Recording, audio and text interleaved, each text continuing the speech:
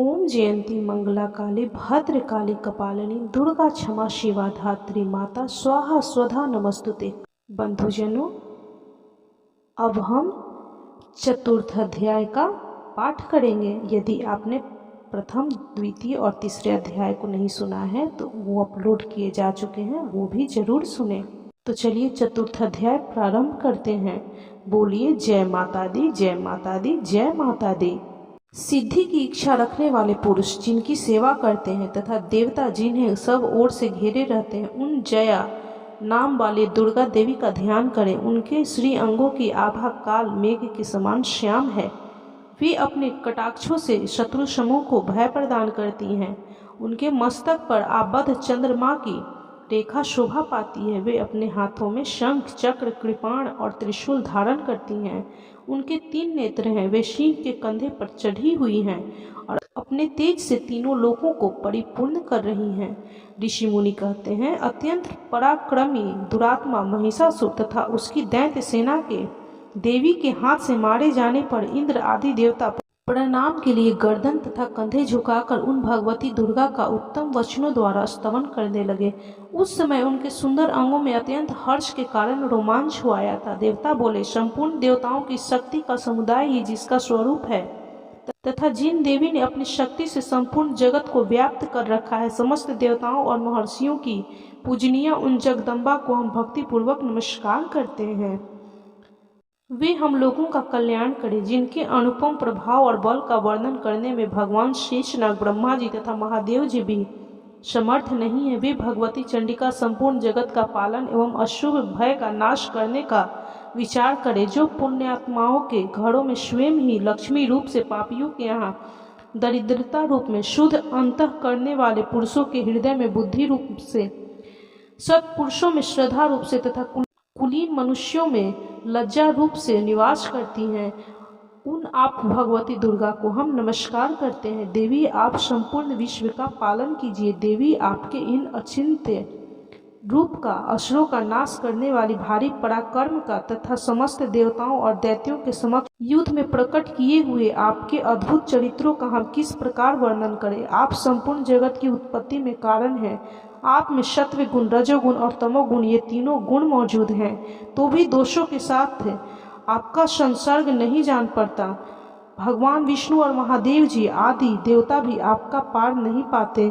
आप ही सबका आश्रय हैं। यह समस्त जगत आपका अंशभूत है, क्योंकि आप सबकी आदिभूत अव्याकृत परा प्रकृति हैं। देवी, संपूर्ण यज्ञों में जिसके उच्चारण से सब देवता तृप्ति लाभ करते हैं, वह स्वाहा आप ही हैं। इसके अतिरिक्त आप पितरों की भी तृप्ति का कारण है, अतएव सब लोग आपको स्वधा भी कहते हैं। देवी, जो मोक्ष की प्राप्ति का साधन है, अचिंत्य महाव्रत स्वरूपा है, समस्त दोषों से रहित जितेंद्रिय तत्व को ही सार वस्तु मानने वाले तथा मोक्ष की अभिलाषा रखने वाले मुनिजन जिसका अभ्यास करते हैं, वह भगवती परा विद्या आप ही हैं। आप शब्द स्वरूपा हैं। अत्यंत निर्मल ऋग्वेद, यजुर्वेद तथा उद्गीत के मनोहर पदों के पाठ से युक्त साम वेद का भी आधार आप ही हैं। आप देवी त्रयी, तीनों वेद और भगवती 6 ऐश्वर्यों से युक्त हैं। इस विश्व की उत्पत्ति एवं पालन के लिए आप ही वार्ता के रूप में प्रकट हुई हैं।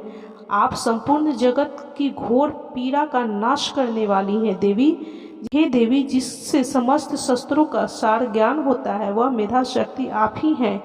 दुर्गम भव सागर से पार उतारने वाली नौका रूप दुर्गा देवी आप ही हैं।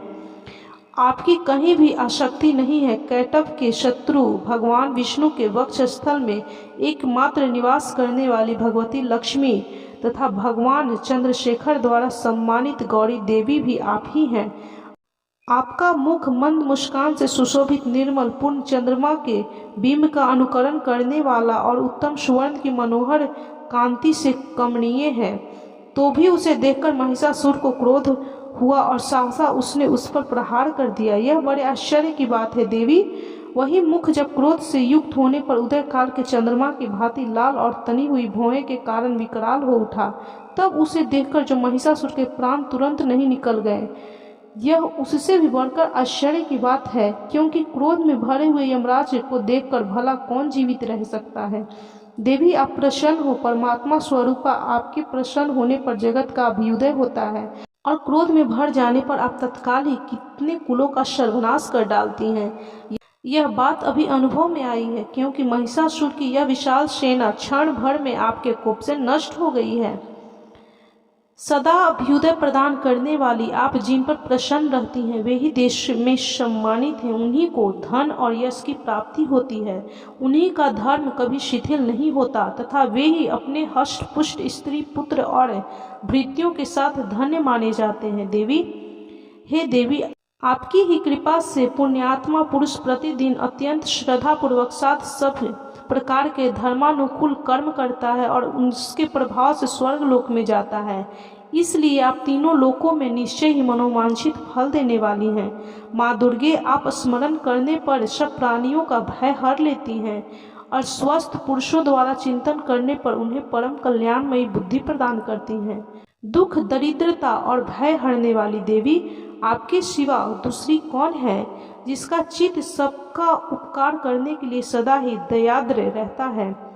देवी, इन राक्षसों के मारने से संसार को सुख मिले तथा ये राक्षस चिरकाल तक नरक में रहने के लिए भले ही पाप करते रहे हों, इस समय संग्राम में मृत्यु को प्राप्त होकर स्वर्ग लोक में जाएं। निश्चय ही यही सोचकर आप शत्रुओं का वध करती हैं। आप शत्रुओं पर शस्त्रों का प्रहार क्यों करती हैं? समस्त असुरों को दृष्टि मात्र से ही भस्म क्यों नहीं कर देती हैं? इसमें एक रहस्य है। ये शत्रु भी हमारे शस्त्रों से पवित्र होकर उत्तम लोकों में जाएं। इस प्रकार उनके प्रति भी आपका विचार अत्यंत उत्तम रहता है। खड्ग के तेज पुंज की भयंकर दीप्ति से तथा आपके त्रिशूल के अग्रभाग की घनीभूत प्रभा से चौंधियाकर जो असुरों की आंखें फूट नहीं गईं, उसमें कारण यही था कि वे मनोहर रश्मियों से युक्त चंद्रमा के समान आनंद प्रदान करने वाले आपके इस सुंदर मुख का दर्शन करते थे।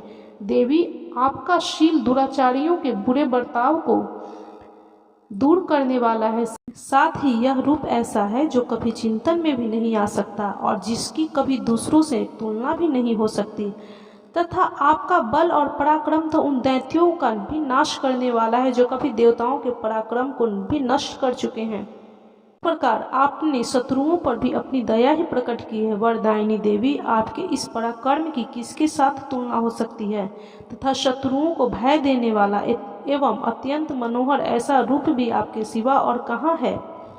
हृदय में कृपा और युद्ध में निष्ठुरता, ये दोनों बातें तीनों लोकों के भीतर केवल आप में ही देखी गई हैं। मातः आपने शत्रुओं को नाश करके इस समस्त त्रिलोकी की रक्षा की है, शत्रुओं को भी युद्ध भूमि में मारकर स्वर्ग लोक में पहुंचाया है तथा उन्मत्त दैत्यों से प्राप्त होने वाले हम लोगों के भय को भी दूर कर दिया है।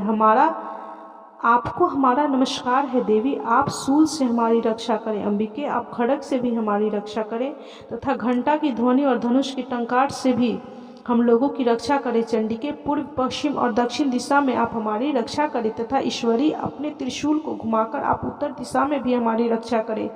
तीनों लोकों में आपके जो परम सुंदर एवं अत्यंत भयंकर रूप विचरते रहते हैं, उनके द्वारा भी आप हमारी तथा इस भूलोक की रक्षा करें। अंबिके, आपके कर पल्लवों में शोभा पाने वाले खड्ग, शूल और गदा आदि जो जो अस्त्र हो, उन सब के द्वारा आप सब ओर से हम लोगों की रक्षा करें। ऋषि मुनि कहते हैं, इस प्रकार जब देवताओं ने जगन माता दुर्गा की स्तुति की और नंदन वन के दिव्य पुष्पों एवं गंध चंदन आदि द्वारा उनका पूजन किया, फिर सबने मिलकर जब भक्ति पूर्वक दिव्य धूपों की सुगंध निवेदन की, तब देवी ने प्रसन्न वंदन होकर प्रणाम करते हुए सब देवताओं से कहा। देवी बोली, देवताओं, तुम सब लोग मुझसे जिस वस्तु की अभिलाषा रखते हो उसे मांगो। देवता बोले, भगवती ने हमारी सब इच्छा पूर्ण कर दी, अब कुछ भी बाकी नहीं है, क्योंकि हमारा यह शत्रु महिषासुर मारा गया। महेश्वरी, इतने पर भी यदि आप हमें वर देना चाहती हैं तो हम जब जब आपका स्मरण करें तब तब आप दर्शन देकर हम लोगों के महान संकट को दूर कर दिया करें तथा प्रसन्न मुखी अंबिके, जो मनुष्य इन स्तोत्रों द्वारा आपकी स्तुति करे उसे वित्त, समृद्धि और वैभव देने के साथ ही उसकी धन और स्त्री आदि संपत्ति को भी बढ़ाने के लिए आप सदा हम पर प्रसन्न हो। ऋषि कहते हैं, राजन, देवताओं ने जब अपने तथा जगत के कल्याण के लिए भद्रकाली देवी को इस प्रकार प्रसन्न किया तब वे तथास्तु कहकर वहीं अंतर्ध्यान हो गईं। भूपाल, इस प्रकार पूर्व काल में तीनों लोकों का हित चाहने वाली देवी जिस प्रकार देवताओं के शरीर से प्रकट हुई थी, वह सब कथा मैंने कह सुनाई। अब पुनः देवताओं का उपकार करने वाली वे देवी दुष्ट दैत्यों तथा शुंभ निशुंभ का वध करने एवं सब लोगों की रक्षा करने के लिए गौरी देवी के शरीर से जिस प्रकार प्रकट हुई थी, वह सब प्रसंग मेरे मुंह से सुनो, मैं उसका तुमसे यथावत वर्णन करता हूँ। इस प्रकार श्री मार्कंड पुराण में सावर्णिक मनवंतर की कथा के अंतर्गत देवी महात्म्य शक्रादि स्तुति नामक चौथा अध्याय पूरा हुआ। तो बोलिए ओम जयंती मंगला काली भद्रकाली कपालिनी दुर्गा क्षमा शिवा धात्री माता स्वाहा स्वधा नमस्तुते। बंधुजनों, ये चतुर्थ अध्याय संपूर्ण हुआ।